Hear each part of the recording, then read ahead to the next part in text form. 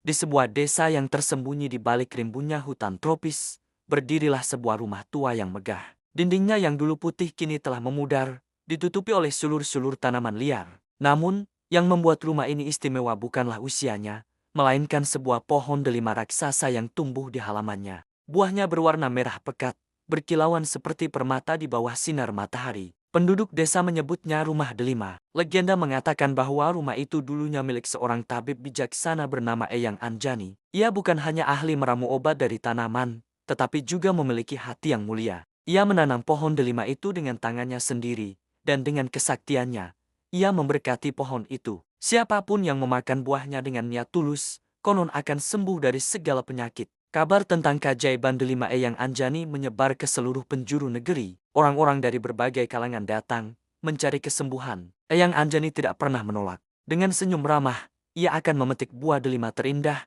dan memberikannya kepada mereka yang membutuhkan, tanpa meminta imbalan sepeser pun. Baginya, melihat orang lain sehat dan bahagia adalah kekayaan yang tak ternilai. Suatu hari, seorang saudagar kaya yang serakah datang ke desa. Ia mendengar tentang pohon delima ajaib itu dan melihat peluang untuk mendapatkan keuntungan besar. Ia mencoba membeli pohon itu dari Eyang Anjani dengan tumpukan emas.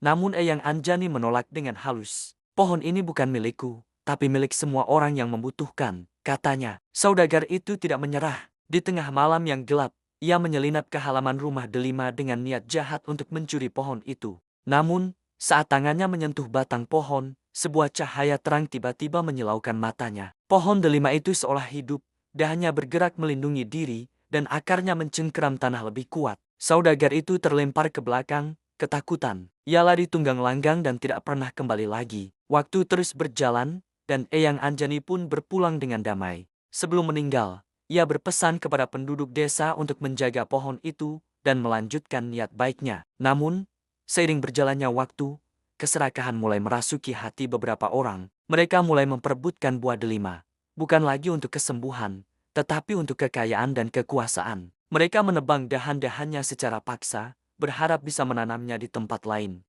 Pohon delima itu seolah merasakan kesedihan dan ketamakan di sekitarnya. Perlahan tapi pasti, ia mulai layu. Buahnya yang dulu merah merekah kini menjadi pucat dan kering. Keajaibannya pun lenyap. Orang-orang yang dulu serakah akhirnya menyadari kesalahan mereka. Namun, semuanya sudah terlambat. Pohon itu berhenti berbuah selamanya. Kini, yang tersisa hanyalah rumah delima yang sunyi dan sebatang pohon kering di halamannya. Kisahnya menjadi pengingat abadi bagi penduduk desa. Sebuah pelajaran bahwa keajaiban sejati tidak terletak pada benda, tetapi pada ketulusan hati dan niat baik untuk berbagi. Legenda rumah delima mengajarkan bahwa ketika keserakahan mengambil alih, bahkan keajaiban terindah pun bisa lenyap tanpa sisa. Cerita ini diwariskan dari generasi ke generasi, bukan untuk menakut-nakuti, tetapi untuk menanamkan nilai kebaikan. Bahwa anugerah terbesar adalah kemampuan untuk memberi, dan harta yang paling berharga adalah hati yang tulus. Terima kasih sudah menyimak. Jangan lupa subscribe untuk kisah-kisah menarik lainnya. Sampai jumpa.